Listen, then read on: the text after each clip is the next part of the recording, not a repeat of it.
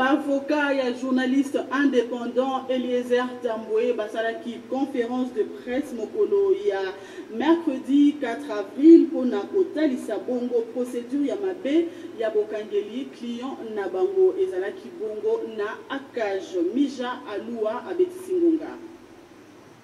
Lisanga bapandisango longo na bavocat défense ndeko Eliezer Tambwe basangaki mokolo ya mercredi 4 avril 2018 na siège ya akage natina kolobela procédure ya mabe oyo esalemaki mpona kokanga client na bango ndeko Eliezer Tambwe. Présentateur ya magazine Tokomi Wapi na likambo etali kopotula diama ya 35 kara mpe liwa ya mokolo na yango oyo ezali kosalema na kati ya gouverneur ya Kasai Ngoyi Kasange mpe Eliezer Tambwe. Natina wana bavokai ya ndeko Eliezer maître Georges Kapiamba mpe maître Hervé Diakise bazali kosenga ete bafongola na lombangu nyonso enquête natina koyeba bosolo ya likambo boloka ngonga kutani na biso awa ezali bongo mpona bokangami ya ndeko na biso Eliezer akangami na likambo nini? Likambo ya mwasi te, ayibi te, abomi te, afingi te, akangami na nzela mosala na ye. Toke kokanga bato lobi na matonge bazosala montage ya son. Montage ya nini? Eliezer azosenga Ngoyi Kasange $20,000 biso moko nalingi boyeba yango ate asengaki mbongo ndeko meme na maboko bazuzi kosenga mutu mbongo eza infraction tozala mboka pasi soki nasenga eza infraction asengaki ete pamba te lobi na 23h je précise l'heure biso moko bajournaliste ici kade kiti mpona totala ndenge nini makambo ezolekela toke kokuta bato wana bazomonte son yango nde so balingi baventile dans l'opinion d'Eliezer asengaki tala lokuta bato bazalaka. Nous allons t'entraîner à l'échec. Bonga ye beti. Maître Laurent Onyemba, avocat et journaliste indépendant Eliezer Tambwe, abeti singonga na tina ya procédure ya mabe oyo bakangeli Eliezer Tambwe na dossier oyo ezali ko opposé ye na gouverneur Ngoyi Kasange azali na micro ya Rodrigue Niebo pe Julex Makengo. Chez Eliezer, imputation dommageable et tentative d'escroquerie. Maintenant, le magistrat, deux choses, le caliposo, il a convocation, ça signifie que Barrel de droit est violé, il a été ramené par mandat d'amener alors qu'il n'a jamais été invité. Deuxième chose, il a négligé beaucoup trois choses. Ce qui la fuite est en crainte, si les faits sont graves, et si l'identité est douteuse, Eliezer n'est pas pris en charge, n'est pas aucune de ces conditions. Et donc, il devait rentrer à la maison pour revenir en un homme libre pour la et l'homme va calmer, il est normal. Troisième chose, il est n'a fait que pour l'homme, il va trouver pour l'inquiétude. Attends, il y a un magazine, il va trouver pour ça la déposition, il y avait l'élément que nous avons à profit, il y a un demande à nous, même la faute de la hypothèque. Est-ce qu'il l'a fait dans le cadre de sa profession? Je dis oui. Est-ce qu'il a élevé les dispositions pénales? Je dis non. Parce que les mécanismes sont aussi pris en charge dans le droit de la journaliste pour la ceux qui va cambier ou bien ceux qui ont fait des déclarations à Mbappé n'est pas un journaliste, mais qui n'a pas tout le droit de réponse. Il était là, il n'a pas le droit de réponse, il va faire ça. On va voir qui le local, il faut se le cambier. Parce que c'est ça. C'est ça que Assa dit. Assa Eliezer n'a pas un journaliste. Parce que le sous-conseil n'a pas qu'à faire pourquoi. Il est le deuxième jour, le troisième jour, il est déjà en prison sur la technique. Donc je dis que la nègre a mis beaucoup. La monnaie est la qualité. La nègre a mis beaucoup. La monnaie ne peut pas vous reprocher. Et tout ne peut pas vous reprocher. Ne pas reprocher conformément à la nègre que c'est dit.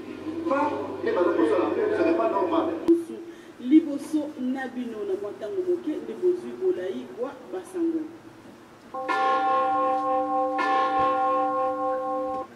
Ministre de l'Environnement, Ami Amatobe Azalaki Liboso, il y a des députés nationaux dans la séance plénière, il y a Mokolo, il y a mercredi 4 avril 2018 pour la Kota Lissanabango, l'Olenge Nini dossier, et Zali Kolenge Lama, il y a Kotindama, il y a Rivière Ubangi, dans le lac Tchad, Virus Pembele, avec Singonga. Plénière, il y a mercredi 4 avril 2018 en Assemblée nationale, Nabokambami, il y a premier vice-président honorable Rémi Massamba et il y a Mbaki ministre de l'Environnement, Oyo Ayaki, Kota Lissanabaponomi, dossier ya transfèrement to mpe ya kotinda mai ya rivière Ubangi vers lac Tchad. Nsima ya exposé na ye nde badepute balekaki mpona kotalisa moko bapréoccupation na bango. Na kati na bango, honorable S. Bazaï, secrétaire général ya mouvement de libération du Congo, oyo atalisaki badanger écologique oyo ekoki kokoma nsima ya réalisation ya projet oyo. Mpona S. Bazaï atako ministre atalisi baavantage nyonso oyo RDC ekozwa na nzela ya projet oyo. RDC ekoki kondima yango te liboso ya baconséquence ya mabe nyonso oyo ekoya nsima.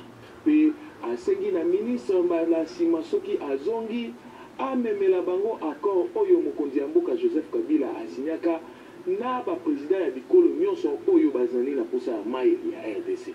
Po mosusu ezalaki bongo question orale avec débat oyo ezalaki adressé na DG ya Société nationale ya électricité SNEL na Bokuse kolandisama na gestion ya lotiliki na Congo démocratique.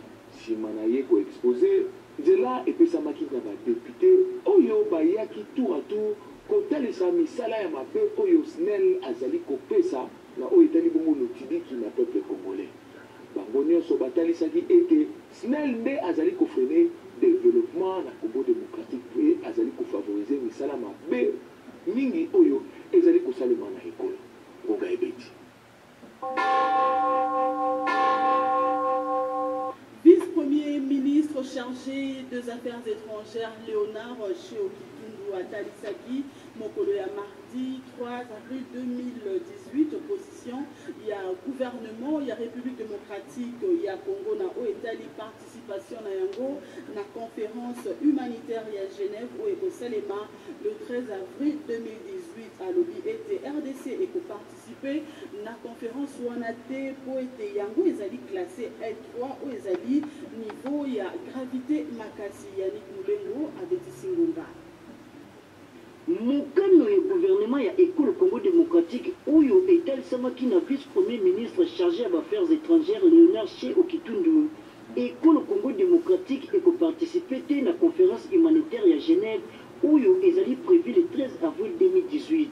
Bakomelaki secrétaire général des Nations Unies mokanda na date ya le 31 mars 2018 wapi batalisaki kokamwa na bango na komona école Congo démocratique ezala classé na L3 oyo elingi koloba niveau ya gravité oyo eleki likolo catégorie oyo ezali kotelisa image catastrophique ya makasi selon situation humanitaire na école Congo démocratique ezali ya kokokana na bamwa ndembo ya bikolo na mokili wapi bitumba ya makasi ezali koengage mapinga ebele ya bikolo na babombardement ya makasi uta bambula ebele selon Chéokitundu wana ezali ka ya école Congo démocratique te na tango oyo école Congo démocratique ezali kotelemela bataki oyo ezali non conventionnel pe asymétrique ya bagroupuscule terroriste pe ya bagroupe ya mapinga criminel. Mpona Chéokitundu situation humanitaire ya école Congo démocratique ezali préoccupante te to mpe komitungisa kasi ezali kotelemela baexagération nyonso oyo ezali kobalana te na oyo ezali koleka na terrain.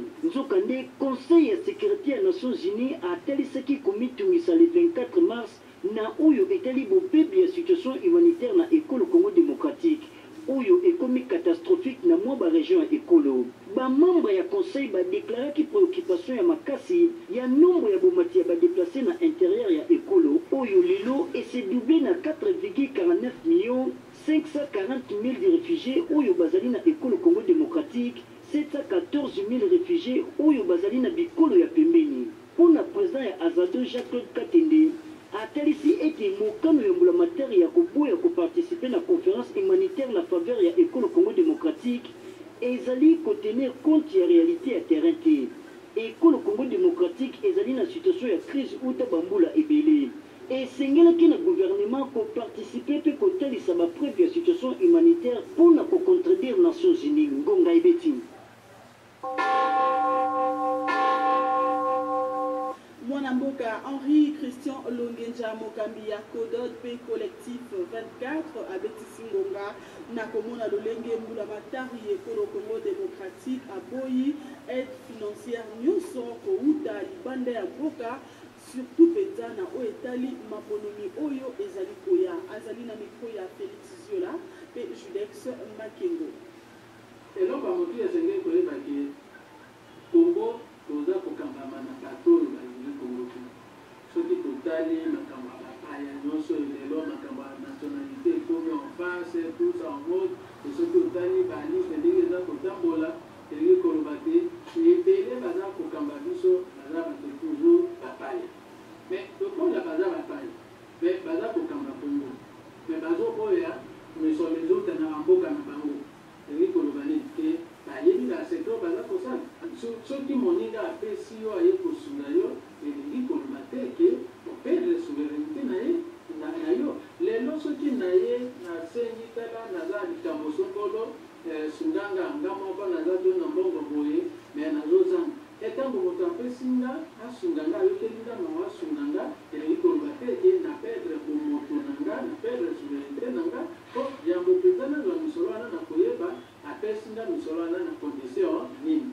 mais koloba d'emblée du na orgueil nyonso te tolingi te tolingi misolo na bino te eza souveraineté biso moko tokodeside oui d'accord tokodeside mais biso tolingi te le 23 décembre tokende na maponami mpe maponami ya malamu tozwa lisusu lobi te prétexte ke totala misolo eza kokoka te parce qu'il fallait seni bapesa ye boyeboye esengeli baconfirme biso mais eloko oyo nakoki kosenga na gouvernement te bakambaka ekolo na orgueil te bon bien sûr orgueil moko mpe ezalaka bien po américain par exemple azalaka orgueil azalaka fier d'être américain kozala na fierté wana kokamba mboka oui mais kozala na esprit ya kanyaka okinasala boye parce que bakalkile politike eza na kati ngongo wana eza kokamba mboka na ndenge ya malamu te mpe ntango omoni ke tozobunda bitumba mpe yo moko ngoya mosusu ezosimba te moninga alobi natya liboko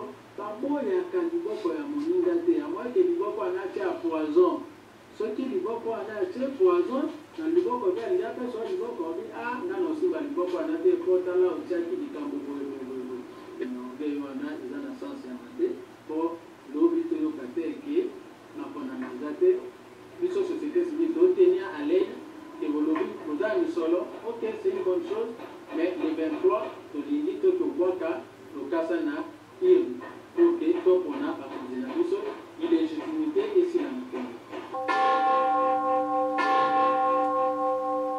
Ministre provincial et intérieur ya Kinshasa Emmanuel Akweti Aouti pour contredire Maloba ya ministre national ya droits humains Marie-Ange Mouchobekwa Oyo Alobaki Bongo na conseil ya droits de l'homme des Nations Unies et de Mobeko Oyo epekisaki ba manifestation publique yango elongwe Pyrrhus Pembele Atleti Singonga. Mwana mboka Marie-Ange Mouchobekwa autaki kosala déclaration na date ya le 20 mars 2018 na conseil des droits de l'homme ya ONU était mesure oyo epekisaki ba manifestation publique elongwe to ezali levé kasi na ngambo ya ministre provincial ya intérieur ya Kinshasa Emmanuel Akweti ye alobi le contraire atalisaki yango mokolo ya mardi 3 avril 2018 na koloba ete mesure oyo bakambi ya Kinshasa bazwaki mpona kopekisa ba manifestation publique etikala kolongwa ata mokolo moko te kasi bademande ya komanifeste bazali koanalize yango ka par ka to mpe ka moko na moko bango elongo na baservice ya sécurité nzokande Marie-Ange Mouchobekwa na maloba na ye na conseil ya droit de l'homme ya ONU ajutifiaki kokweyisa mesure oyo kolandisama na teni ya baélection le 23 décembre 2018 pamba te yango ekopermettre na baparti mpe baregroupement politique ekoka bongo komilengela malamu mpona baélection yango esengeli bamanifestation yango esalema na respect ya ordre public mpe ya bavaleur ya république lokola tolérance non violence mpe kondima baparti ya baninga kasi na nyonso oyo bayimboka bazali kotuna soki baparti politique bakoyokela sikoyo nani ngonga ebeti.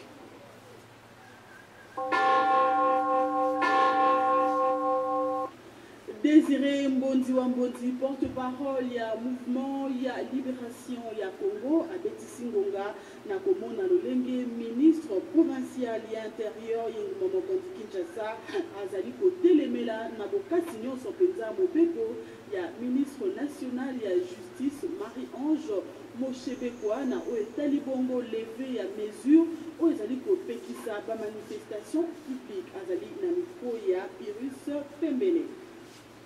Awa na RDC tozali lokola na kati ya potopoto oyo azali mwa makasi ya finile oyo mokundi kurie oyo na lopoto ezali kolakisa na biblia ntango nano nzambe akelaki mokili te la terre était informe, c'était le toyi-boyi.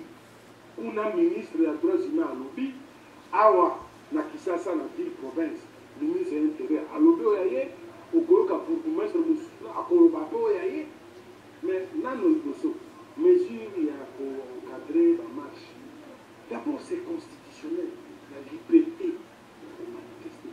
Nous sommes sous le régime d'information. Ce n'est pas un ministre provincial de Kinshasa qui va nous dire ça. Pour la ligne, parce que sous Mobutu, il fallait qu'on ait une autorisation. Mais les autres ont la démocratie. Pourquoi un ministre provincial a rejeté le gouvernement de la République de l'Autre? Pour lui, c'est un non-événement. Et il a engagé Kakaye pour que ce soit pas une. Pour Bisso, tout ça, déjà, ma régime d'information. Oui, interdiction de la carnaval. Biso tout ça la marche constitutionnelle. N'engue constitution et biso nous dit ça. Ceux qui basent poursuivre les lots, ça les rattrapera demain pour crime contre l'humanité. Ils ont tué Nako. C'est tout. Chargé ya mobilisation ya UDPS Lukunga ya Nick Zoladio abetisi ngonga kolandisama mokano ya président ya commission électorale nationale indépendante Corneille Nanga koloba ete sans machine à voter maponomi eko salemate pona UDPS baboyi yango na motema moko Lili Maleka pe Patrick Lusala. Boya kiango banda kala za makambo kabili machine à voter ezali chanter banda kala loko tozoloba la mesenanga atia matoi maboluke ye moko te aza na bwanya koproje seni d'abord seni ezolobati na sukesi tozala baprise moya badécision oyo ekorepartir encore pour l'installation de votre président akosuccéder na seni c'est pas lui que quand lui aza wana po alobaka oyo alingi balanda po machine à voter non. Si la résolution du Maki 2409 la Conseil de sécurité des Nations Unies, il y a un inconvénient pour la machine. Parce que par inconvénient, on y a des boyi yango. Et comme on dit, sauf parti, par exemple, la partie politique pour ce genre. On a la cosa. Il faut avoir quoi faciliter le cocaïne pour la validité qui est la majorité. Il faut avoir intérêt à plus sur représenté. Il peut faire tout un rassemblement de population. Donc, il faut autonomie dans la bouquet de Konanga.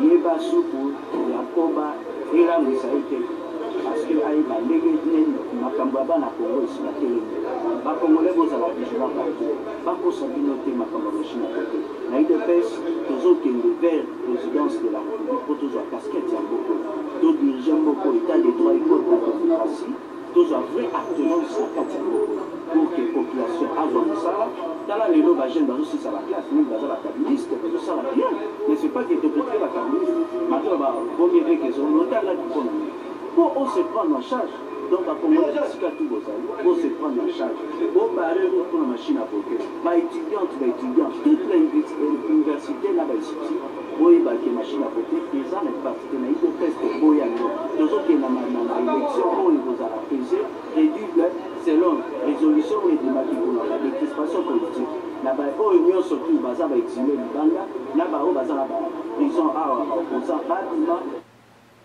Avocat et journaliste indépendant Eliezer Tamboué basalaki conférence de presse mokolo ya mercredi 4 avril pour nakotalisa bongo procédure ya mabe ya bokangeli client na bango ezalaki bongo na akage mija alua abetisingonga. Lisanga bapandisango longo na bavocat défense ndeko Eliezer Tamboué basangaki mokolo ya mercredi 4 avril 2018 na siège ya cage natina kolobela procédure ya mabe oyo esalemaki mpona kokanga client na bango ndeko Eliezer Tamboué. Présentateur ya magazine Tokomi Wapi na likambo etali kobotula diama ya 35 kara mpe liwa ya mokolo na yango oyo ezali kosalema na kati ya gouverneur ya Kasai Ngoyi Kasange mpe Eliezer Tambwe. Na ntina wana bavoka ya ndeko Eliezer, maître Georges Kapiamba mpe maître Hervé Diakise bazali kosenga ete bafongola na lombangu nyonso enquête na ntina koyeba bosolo ya likambo. Boyoka ngonga kutani na biso awa ezali bongo mpona bokangami ya ndeko na biso Eliezer. Akangami na likambo nini?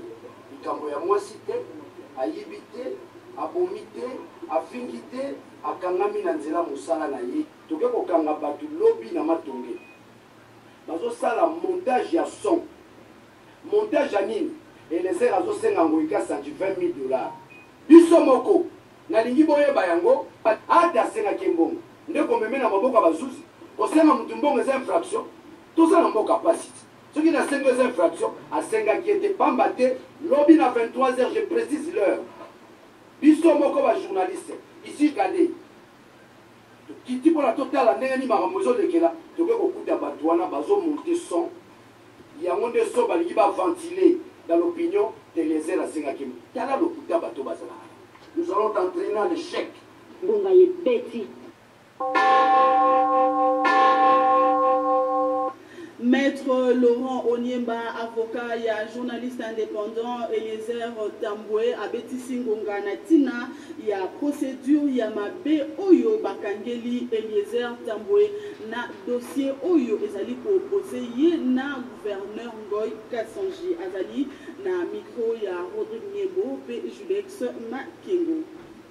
Chez Eliezer, imputation dommageable et tentative d'escroquerie. Maintenant, le magistrat, deux choses, le Caliboso, il a posé la convocation, ça signifie que par règle de droit, il a violé, il a été ramené par mandat d'amener alors qu'il n'a jamais été invité. Deuxième chose, il a négligé beaucoup trois choses. Ce qu'il a fuite est en crainte, si les faits sont graves, et si l'identité est douteuse, Eliezer n'est pas pris en charge, n'est pas aucune de ces conditions. Et donc, il devait rentrer à la maison pour revenir en un homme libre pour la Kossamba. Et l'homme va calmer, il est normal. Troisième chose, il n'a fait que pour l'homme, il va trouver pour l'inquiétude. Attends, il y a une magaline, il va trouver pour ça la déposition, il y avait les éléments que nous avons à profit, il y a un demande à nous, est-ce qu'il l'a fait dans le cadre de sa profession? Je dis oui. Est-ce qu'il a élevé les dispositions pénales? Je dis non. Parce que les mécanismes sont aussi pris en charge dans le droit à la journaliste pour la mise. Ceux qui ne sont ou bien ceux qui ont fait des déclarations à Mbappé, n'est pas journaliste, mais qui n'a pas tout le droit de réponse. Il était là, il n'a pas le droit de réponse. Là, pour faire ça, on va voir qui. Et le Calibo, c'est le Camille Balé. Parce que c'est ça. C'est ça que Assa dit. Assa, Eliezer, n'a pas de journaliste. Parce que le sous-conseil n'a pas qu'à faire pourquoi. Et le deuxième jour, le troisième jour, il est déjà en prison sur la technique. Donc, j'estime que dans le négé à Mibeko, dans le monde de l'élève, et là où il était à la salité, dans le négé à Mibeko, dans le monde de Kobakou reprocher, et tout le monde reprocher, et pas reprocher conformément à la négé que c'est dit. Pas, et pas de ça, ce n'est pas normal. Pour la Tanzanie, vous voyez, à un point de côté, l'exemple, Makamoto Salamisa de la Solo, ou bien les c'est pour cela, à partir de la produit naturel, il y a Bokanagaï, il y a Bino, il y a mon nom, il va se retrouver. Ça, vous junior, vous dites non. Pourquoi vous avez partir à Boujimbou? Mais il faut dire que c'est possible, il faut dire que le temple. Il y a un modèle qui est en temple, moyen, il y a des déplacements, mais ça n'a qu'à à part ça, oui, ok, d'accord. La monde de bande de nous, si vous voulez, nous pouvons poser les carrières de la télévision. Avant, il y a un gars,